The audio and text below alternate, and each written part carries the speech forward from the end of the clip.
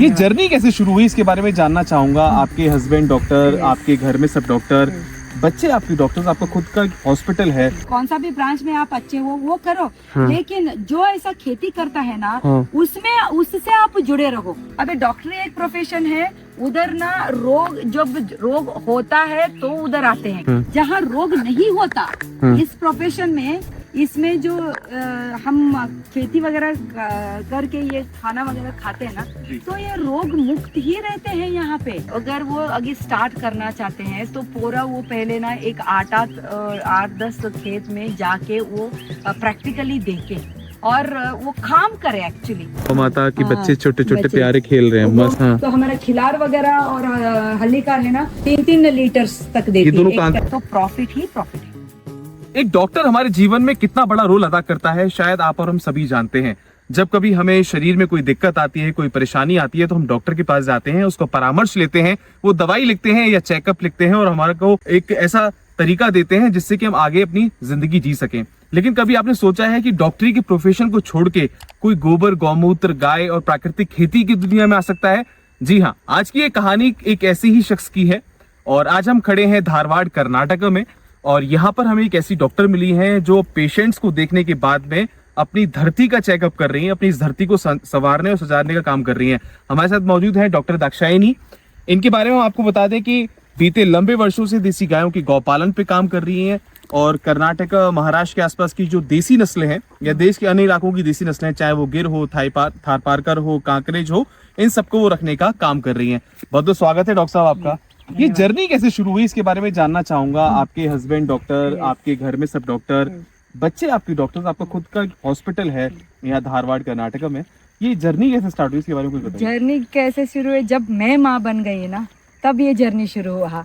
तो माँ हमेशा अपने बच्चों के रक्षण के बारे में ही सोचती है, तो मैंने भी बच्चों को क्या अच्छा पौष्टिक देने में उनका हेल्थ सुधर जाता है करके वो उसका थोड़ा मैंने शुरू किया, तब विचार शुरू किया। तो मेरे को मालूम पड़ा कि गाय के दूध में सब है, सब कुछ है। अच्छा। पूरा whole diet, full nutritional value, and गाय का घी में तो अद्भुत शक्ति है जो सब हमारा छोटे से लेकर बड़ों तक और ऊपर से लेकर नीचे तक सब घी का इस्तेमाल कर सकते हैं। तो घी से ही बहुत ताकत मिलता है करके वो समझ में आया। तो जब हम गाय रखे, गाय के बारे में जब शुरू हुआ तो गाय से गोबर, गौमूत्र आने लगा। तो वो गाय माता जो अपने गोबर से ये धरती माता को सुधार, उसके साथ में वो सुधारती है। तो धरती माता जब अच्छी रहती है तो वो ऐसा देखो, ऐसा घास वगैरह वो देती है, तो ये गौ माता के लिए होता है। और गौ माता जो अपना गोबर देती है वो धरती माता के लिए होता है।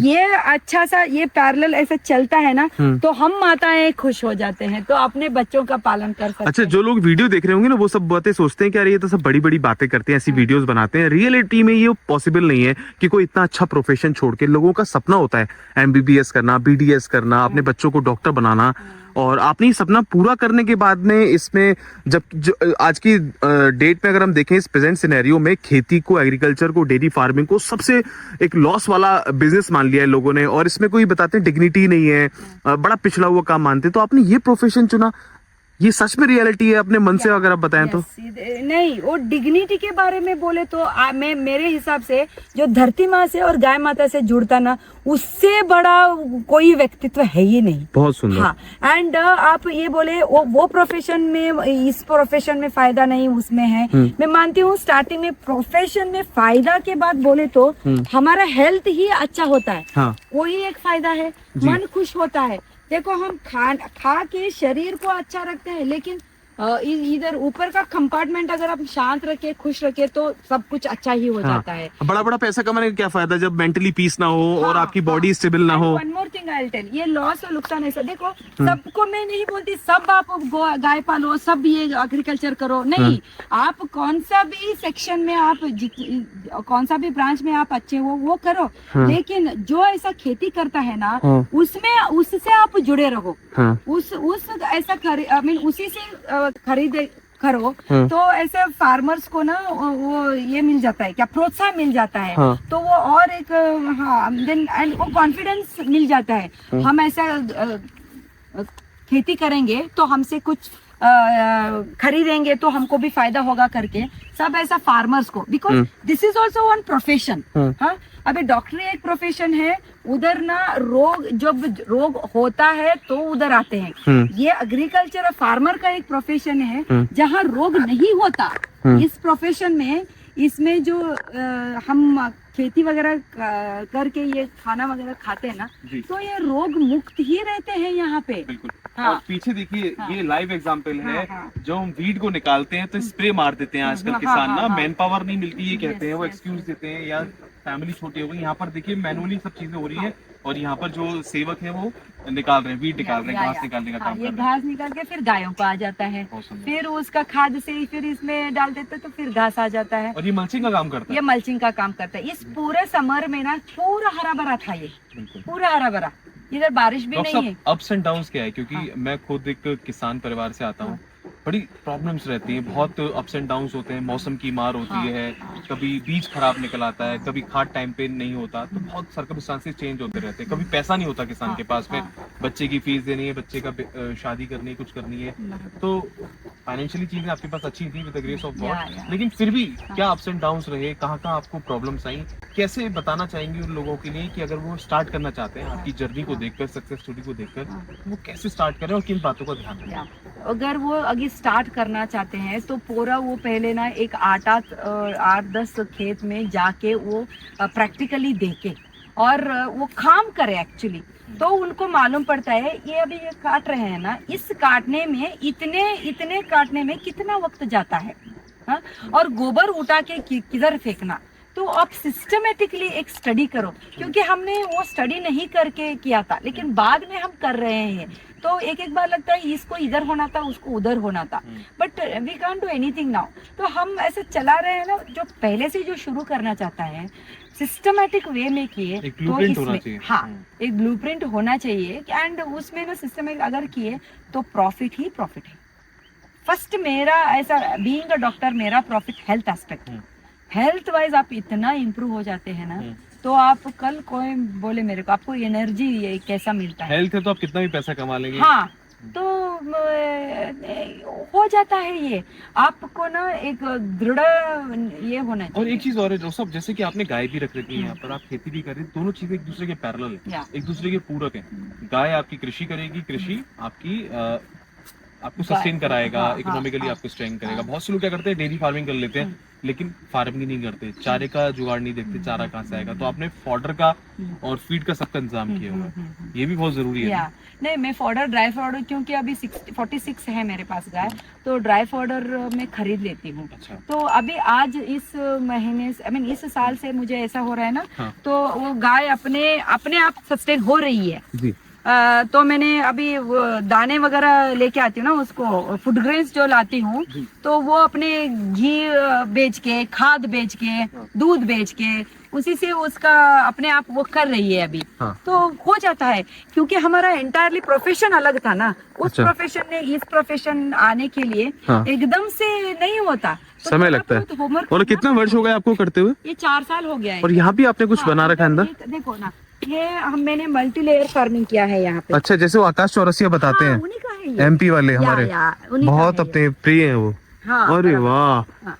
ये तो आपने अमेजिंग, चौरसिया जी इधर ही आए थे। अरे बहुत सुंदर। हमारे खेत का स्केच उन्होंने ही करके दिया बहुत इंटेलिजेंट पर्सनालिटी, डायनामिक पर्सनालिटी। हाँ, चार भाग है हमारे ये खेत का। हाँ। एक फूड फॉरेस्ट का है ये, एक हमारे ये शेड का है, और वो फॉडर का है। और कितना टाइम हो गया इसको? ये बना के मैं 2 साल हो गया। 2 साल तक अभी तक सस्टेन कर रहा है, बढ़िया। हाँ, 2.5। और बताइए इसके बारे में कुछ, क्या क्या कर रखा ये है? मल्टी लेयर फार्मिंग है ना, तो देखो ये नीचे जिंजर है ये। हाँ। और इधर ये हल्दी लगा हुआ है। हाँ। जब ये बीज डाले थे तो हम इसमें कोतमीर, मेहंदी, वो सब ऐसा लीफी वेजिटेबल्स निकाले थे। हाँ। एंड ये एक हर एक पोल को ना क्रीपर्स लगाए थे। हाँ। एंड वो क्रीपर्स जैसे पपाया का- तोरई की बेल हो गई। ये देखो ना, 2 years का पपाया का प्लांट है, 2.5 एक्चुअली। बहुत अच्छा ग्रोथ है। अप्रैल में और सब ऑर्गेनिक है। अब ये देखिए ना, गोबर गौमूत्र और वर्मी कंपोस्ट का कमाल है। उतना ही एक्चुअली बोले तो इस साल इसके पास हमने देखा ही नहीं है। हाँ। ये कितना प्रोडक्शन होता है इसका, क्या करते हैं आप? अरे मैं बेचती, जब लेबर थे, एक 28 वेराइटीज ऑफ वेजिटेबल्स उगाती थी। अरे वाह, अमेजिंग, और उधर सब अमेजिंग। मिला के।